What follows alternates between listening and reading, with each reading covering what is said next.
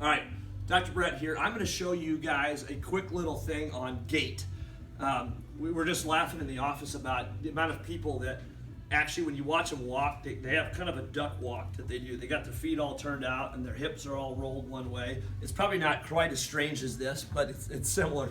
So the big thing we look at here is when somebody walks, you should strike on your outside of your heel and land across on your big toe. So you're going to have a little bit of what I call foot flare, about 10 degrees of foot flare. So you strike and roll through and come back to the side on there, and it's a counter movement. So your torso rotates through there.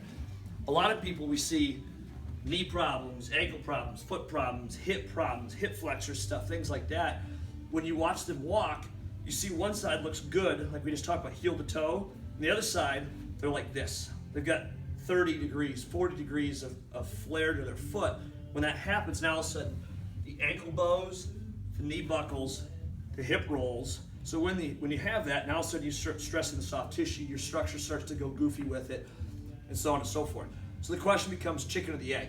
What happens first? Does your pelvis get funny, or does your gait affect your pelvis? Well, both things can happen, but in most cases we see with people, when your pelvis starts to change and distort itself, you change leg length. You have one leg that looks literally like somewhat shorter than the other side. When that happens, you'll notice the foot flare will start to happen more commonly because it's an adaptive thing that your body does. So it basically makes the pattern even worse. So when we look at somebody from a chiropractic standpoint, we check things like leg length. I mean, like for example, with Devin here, I've got about half an inch of difference of leg length from right to left.